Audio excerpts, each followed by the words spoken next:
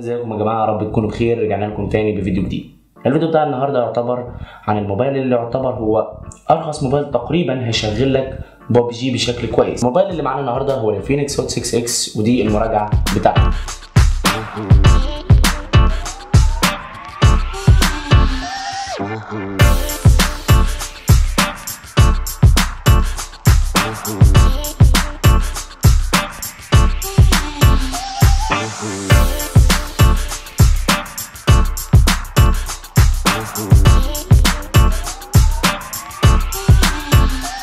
اول حاجه كالعاده هنتكلم عنها وهي التصميم هنا في الموبايل بيجي باللون الازرق، واللون الازرق هنا يعتبر لون كويس جدا مع خامات الموبايل اللي هي من البلاستيك، فبتديك طابع ان الموبايل من المعدن. كعاده كل الموبايلات في الفئه المتوسطه بتكون بلاستيك وانت بتشوفها على انها معدن او بتشوفها على انها زجاج.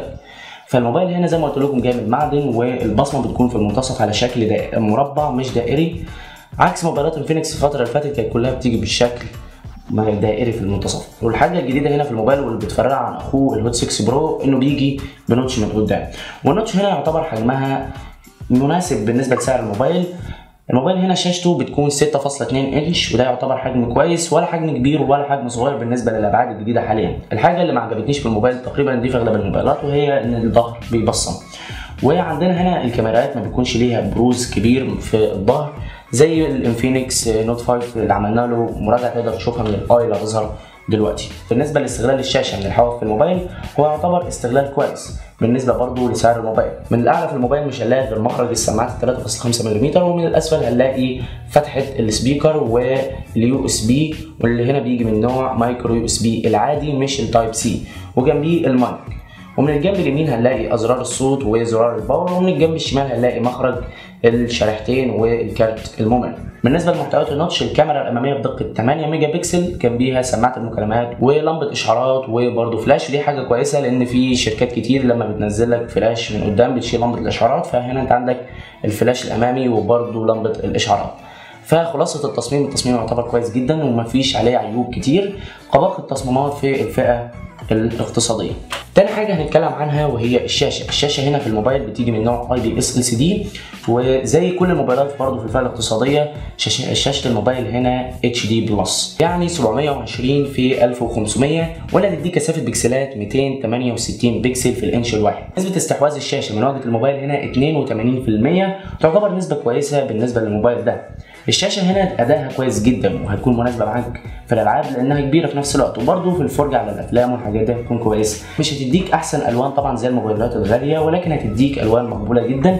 وكالعاده انفينكس بتقدم لنا الشاشات بتاعتها بتكون الوانها زاهيه ومقبوله للعين. وكان ليا ملاحظه على شاشه الموبايل وتقريبا ناس كتير هتسال عنها، هي كم عدد الايكونز اللي بيظهر جنب النوتش. الموبايل هنا كويس ان بيظهر جنب النوتش الايكونز بتاعت الاشعارات، ولكن مش بعدد كبير، اخرهم تقريبا 3، فدي حاجه من عيوب النوتش في كل الموبايلات تقريبا. فلو انت عايز تشتري موبايل في نوتش هتكون معاك المشكله دي ان الايكونز مش بتظهر كلها.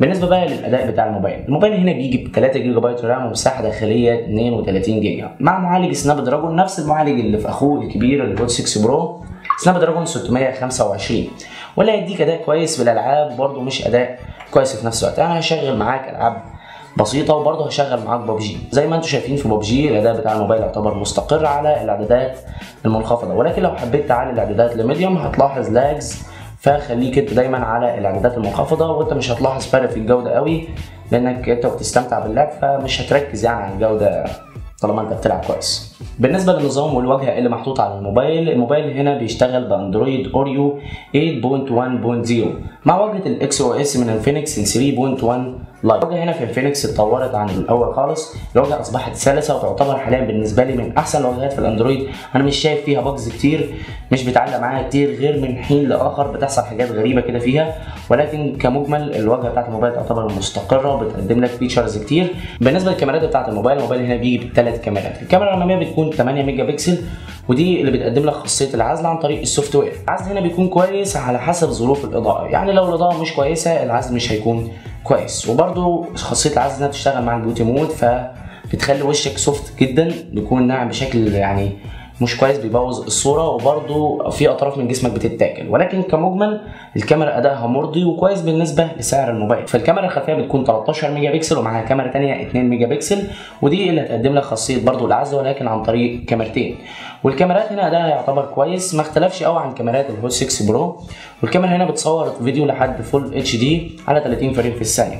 والعزل في الكاميرا الخلفيه اكيد هيكون احسن عن الكاميرا الاماميه زي ما انتم شايفين في الصور. وانا شايف ان كاميرا الهوت 6 اكس من احسن الكاميرات في الفئه السعريه بتاعته اللي هتقدم لك كل الفيتشرز والمميزات دي. بالنسبه لسماعات الموبايل هنا بيجي بسماعه واحده من الاسفل وبيكون صوتها مونو، على عكس الجيل السابق اللي كان الهوت 5 اللي كان بيجي بسماعتين ستيريو. ودي حاجه انا مستغربها من انفينكس، يعني انتوا كنتوا حاطين ميزه كويسه جدا في الهوت 5 وكانت من المميزات بتاعته، ليه تشيلوها في الهوت 6 اكس وكل سلسله الهوت اللي نزلت حاليا؟ فسماعه الموبايل زي ما قلت لكم هنا مونو، والصوت بتاعها ما يعتبرش اعلى صوت ولا اوطى صوت، هو صوت يعتبر كويس ويعتبر برضه صوت نقي، وانا هسمعه لكم دلوقتي.